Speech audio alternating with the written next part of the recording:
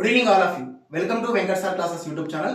గత టెట్ డిఎస్సిలో అడిగిన ప్రీవియస్ ప్రశ్నల యొక్క విశ్లేషణలో భాగంగా ఈ రోజు ప్రశ్న నల్లరేగడి మృత్తికలకు సంబంధించి సరైనది గుర్తించండి అన్నాడు. నేళ్లకు సంబంధించిన భావన మనకి ఇంటర్మీడియట్ ద్వితీయ సంవత్సరంలో ఏపీ తెలంగాణ మిత్రులకి, అదే మాదిరిగా భూస్వరూపాలు పార్ట్ 1 అని చెప్పేసి తెలంగాణ మిత్రులకి, ఆంధ్రప్రదేశ్ రాష్ట్రం యొక్క భూస్వరూపాల దృష్ట్యా ఏపీ మిత్రులకి 10వ తరగతిలో కూడా ఈ పాఠ్యాంశం దృష్ట్యా ఈ యొక్క ప్రతిపాదన దృష్ట్యా ఈ సబ్ టాపిక్ నేలలోనే సబ్ టాపిక్ నుంచి ప్రశ్నలు ఇవ్వడం జరుగుతుంది.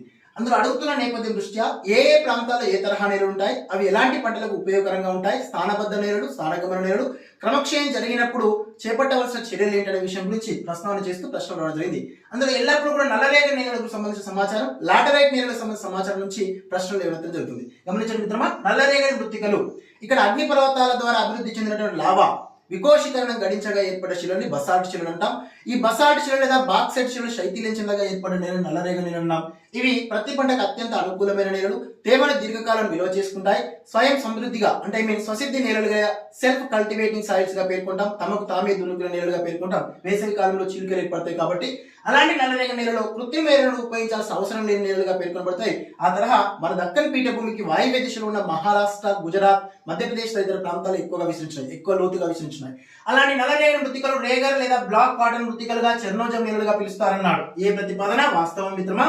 దాంతో పాటుగా వీటిని కాలిఫోర్నియాలో హరిజన నేలలు అనే పేరుతో పిలుస్తారు స్వభావరీత్యా. వీటిలో ఐరన్, మెగ్నీషియం, మాంగనీస్, పొటాషియం ఖనిజాలు ఉన్నాయి. ఇది ప్రీవియస్ డిఎస్సి ప్రశ్న ఆగస్ట్ 1 రోజున అడిగారు. రైట్ సార్, ఈ తరహా ఇవన్నీ కూడా సరైన మిత్రమా.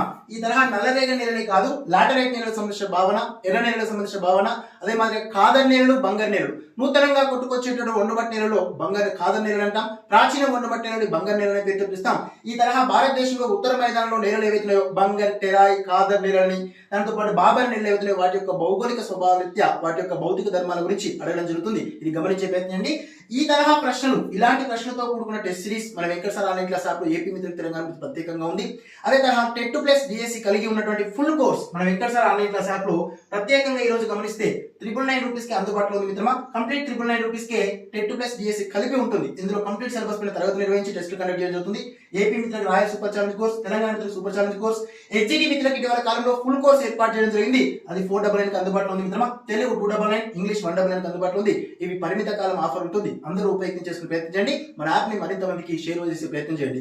ఆత్మనిర్భర్తో అందిస్తున్న మిత్రమా, కేవలం సోషల్ అభ్యర్థులకు కానీ, ఎగ్జిట్ లో సోషల్ పర్పస్ లో ఉన్న మిత్రులకు కానీ, ఉపాధ్యాయ వృత్తిలో స్థిరపడాలనే మిత్రులకి మా వంతు సహకారంగా తక్కువ ప్రైస్ తో ఎక్కువ మొత్తంలో అభ్యర్థులకు చేరువై ఒక ఉనికిని చాటుకోవాలని ఏర్పాటు చేశాం. Venkat sir online class app download చేసుకోండి, ప్లే స్టోర్కి వెళ్ళి యూట్యూబ్ ఛానల్ సబ్స్క్రైబ్ చేసుకోండి. రోజు రెగ్యులర్ గా మనకి 8 to 9:30 వరకు 10 o'clock వరకు రాత్రి సమయంలో యూట్యూబ్ క్లాసెస్ అందుబాటులో ఉంటుంది మిత్రమా. ఉపయోగం చేసుకునే ప్రయత్నం చేయండి. Thank you so much.